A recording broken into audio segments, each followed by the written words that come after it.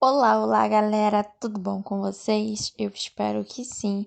Vamos dar continuidades aos nossos estudos sobre a história antiga e hoje nós vamos falar sobre as civilizações do mar Mediterrâneo.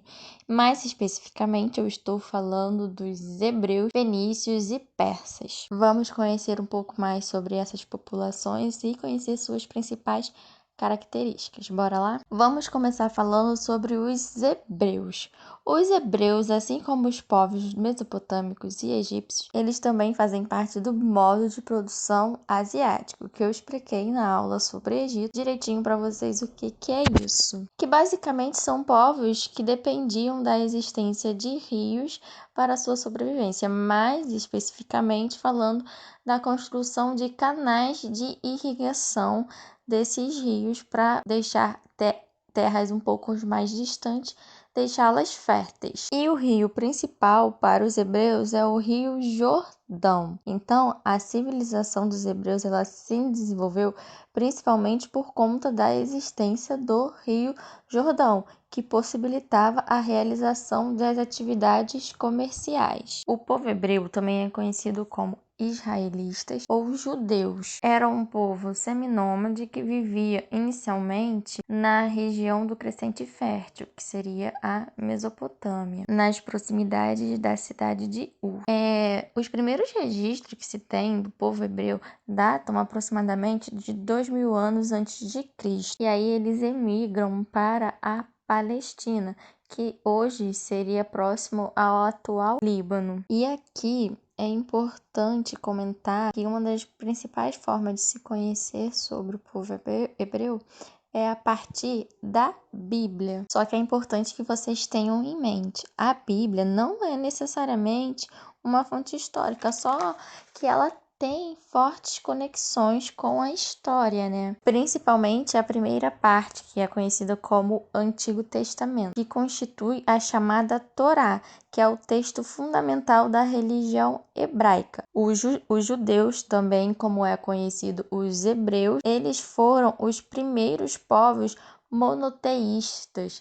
E o que isso quer dizer? Lembra quando eu falei sobre a civilização egípcia e a Mesopotâmia? Então, eles eram povos politeístas que acreditavam em vários deuses. Já os povos monoteístas acreditam apenas em um Deus, na existência de um único Deus, que no caso seria Jeová. Na época em que os hebreus chegaram à Palestina, havia diversos povos habitando o território, como os cananeus e filisteus, no litoral, e nômades semitas como os arameus no leste e no norte. Os arameus se destacavam porque seu idioma era utilizado por todos os comerciantes do Oriente Médio e tornou-se, durante o domínio persa, a língua oficial dos povos que viviam ali naquela região, entre a Mesopotâmia e o Egito. Os assentamentos dos hebreus nessa área mantiveram confrontos com os cananeus e outros povos, então haviam disputas frequentes entre esses povos, né? No início da história, os hebreus eles se organizavam em tribos lideradas por chefes, e o seu modo de vida era rural, dedicando-se principalmente à agricultura.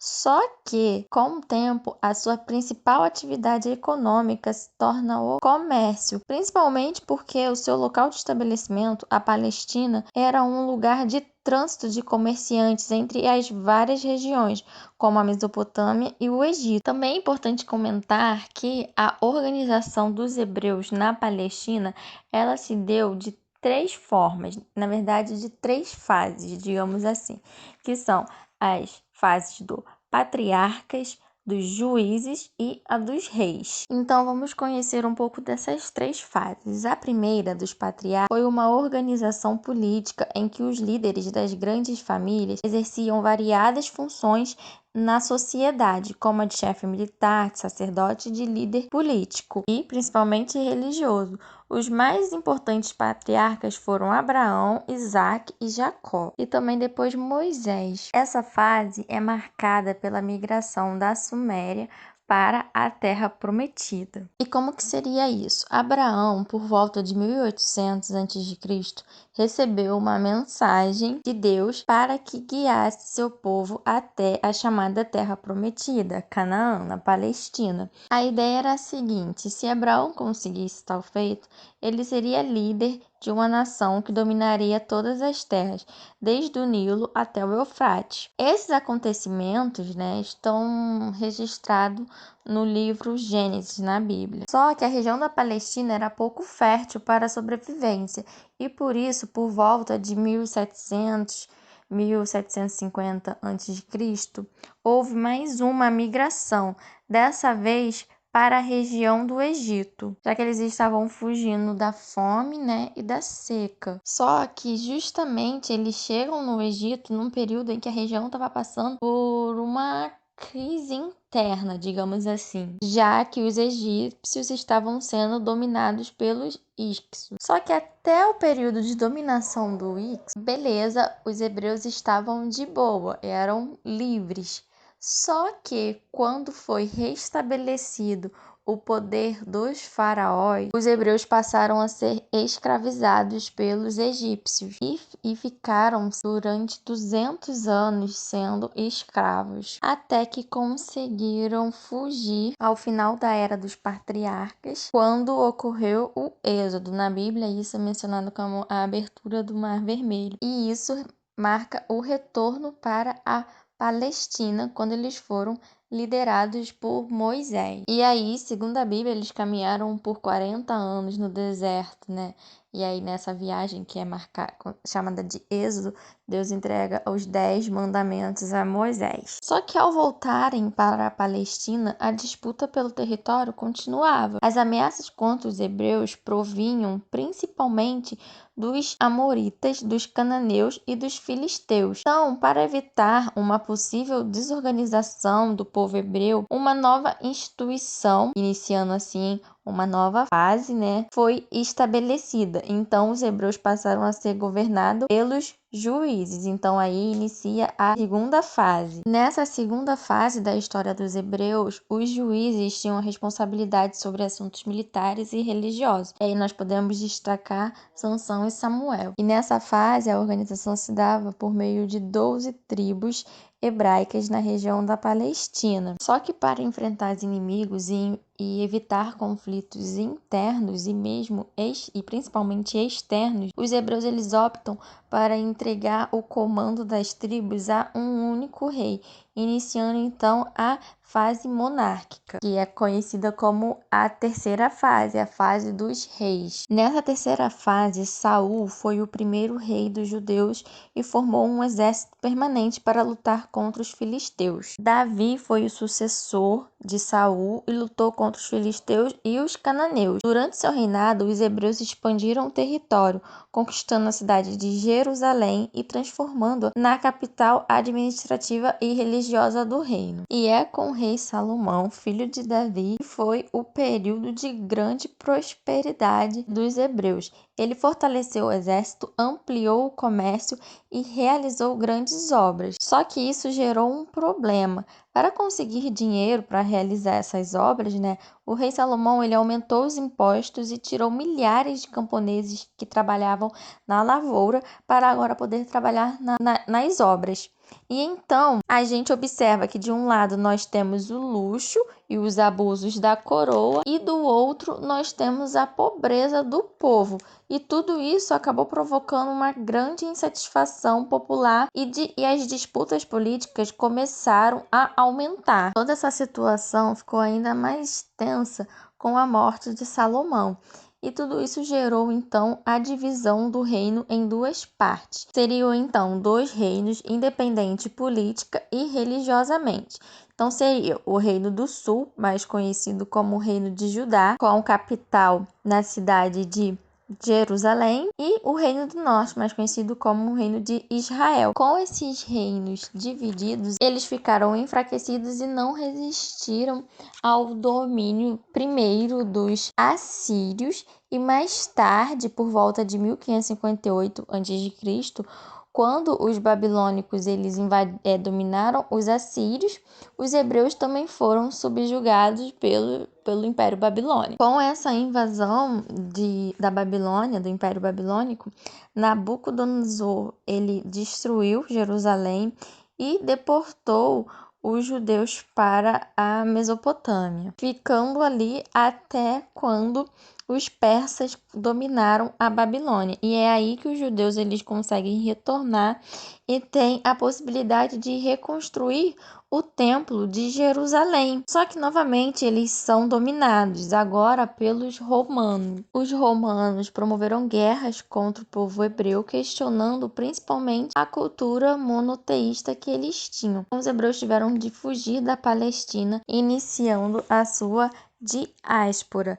Então, eles se espalharam, para outros lugares, como a Ásia Menor ou até mesmo o sul da Europa. E ainda hoje, a região da Palestina, ela é palco, de grandes conflitos agora, principalmente com os árabes, já que eles acabaram também ocupando a região. Agora nós vamos falar sobre os fenícios, vamos conhecê-los um pouco melhor. A região do Mar Mediterrâneo se configurou como um importante espaço de troca de mercadorias, em virtude de sua localização geográfica estratégica. Então, ela era habitada por diversos povos, entre eles os fenícios, que se estabeleceram por volta de 3000 a.C.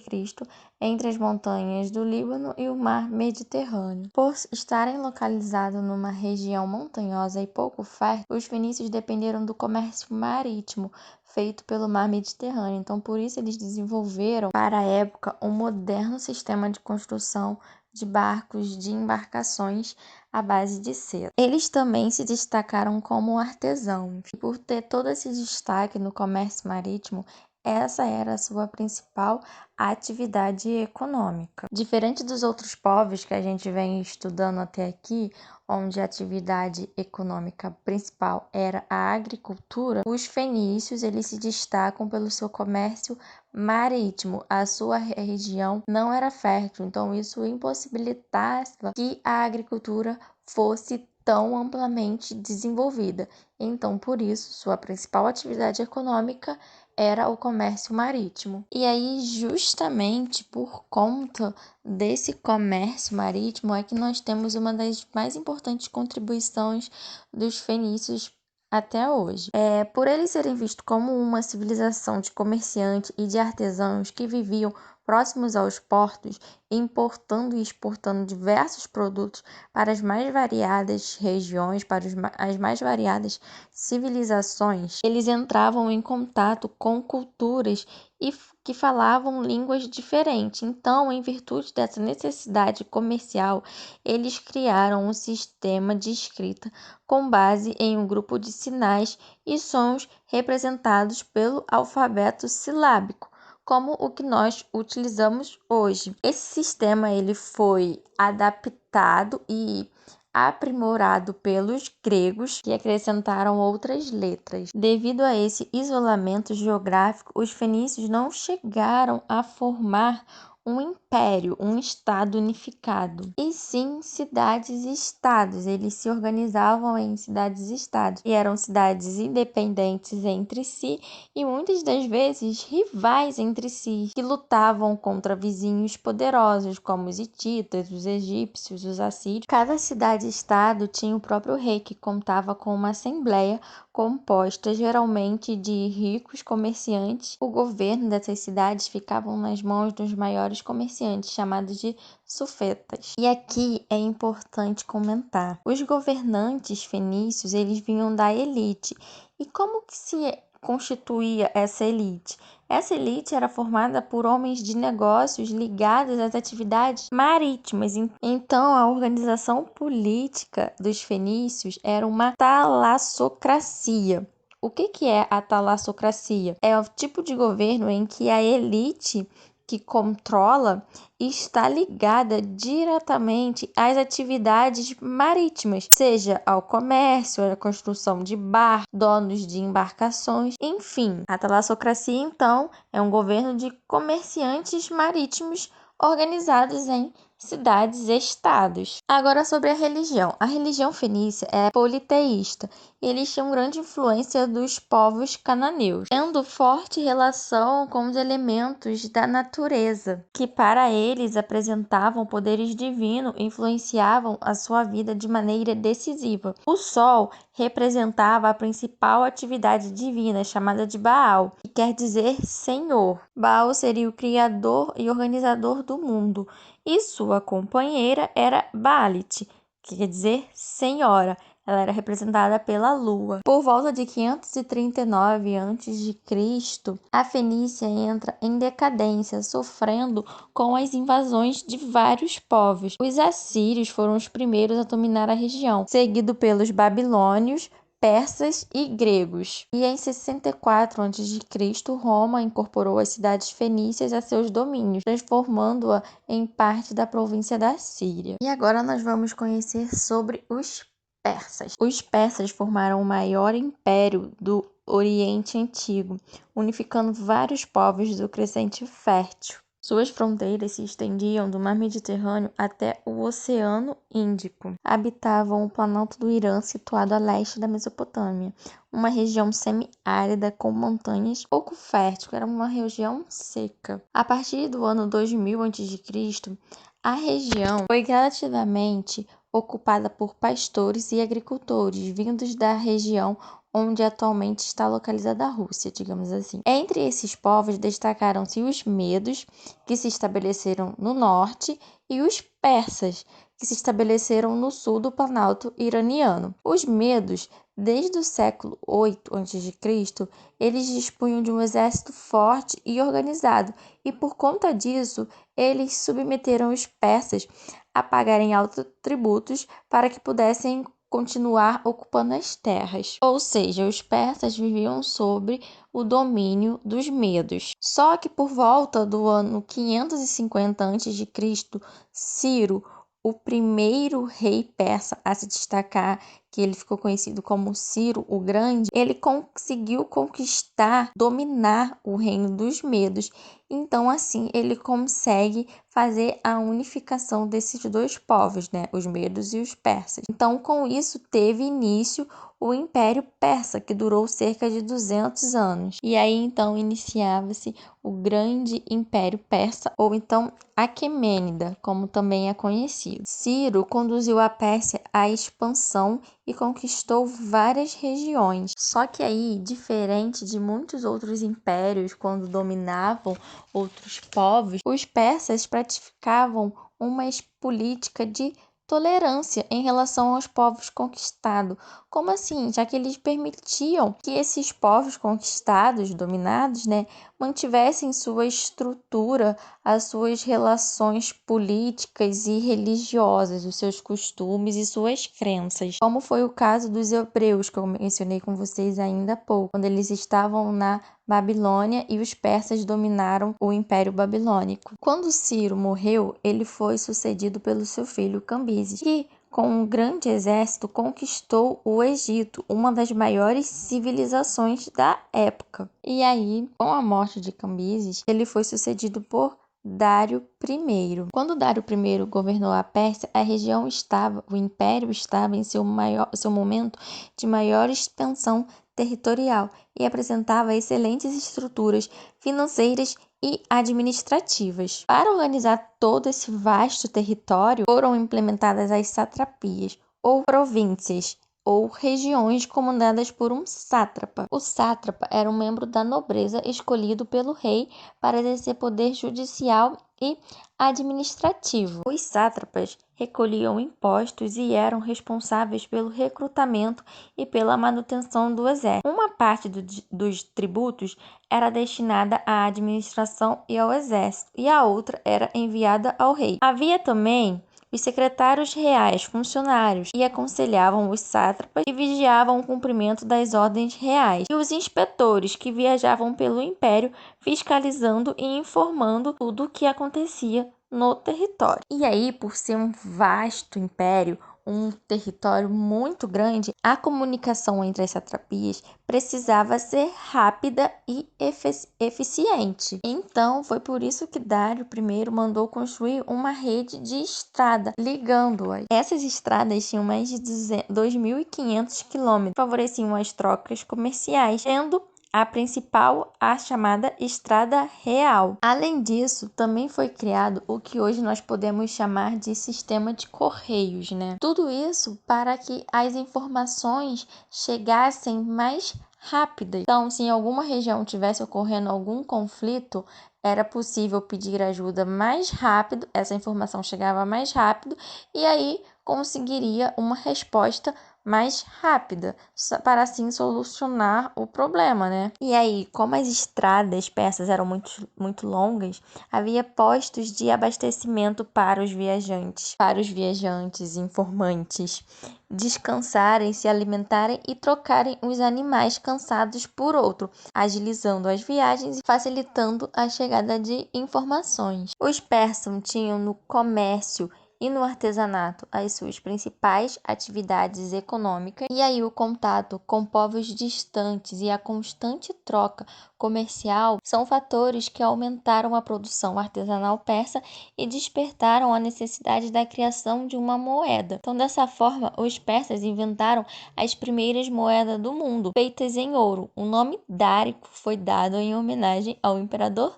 Dário, responsável pela criação da moeda. A religião persa tinha influência de Zaratustra, ou Zoroastro para os gregos, sendo então a religião zoroatrismo, que era baseada na crença de que o mundo estava dividido entre as forças do bem e a força do mal. Então, portanto, o zoroatrismo era uma religião dualista, existindo duas divindades, o deus do bem e o deus do mal. Os praticantes dessa religião, eles não dispunham de um templo nem realizavam cultos, e eles acreditavam que o confronto entre esses dois deuses configuraria o juízo final, em que todos os homens, todos os seres humanos, seriam julgados por seus atos. Sobre a arquitetura persa, eles se destacaram na construção de palácios com características monumentais, com a utilização de metais como ouro e prata. E agora falando do declínio do Império Persa, ele se dá no governo de Dário III, quando no ano de 1331 a.C., quando os domínios conquistados passaram a perder força. E aí, Alexandre o Grande, da Macedônia, conseguiu derrotar as tropas persas, derrotar o imperador Dário III e o aprisionou. E aí, após a sua queda, o Império Persa se fragmentou, formando diversos reinos. Então é isso, galera. Eu espero que vocês tenham entendido sobre as civilizações do mar Mediterrâneo, as principais características dos hebreus, dos fenícios e dos persas. Nos vemos nas próximas aulas. Beijos, beijos e bons estudos!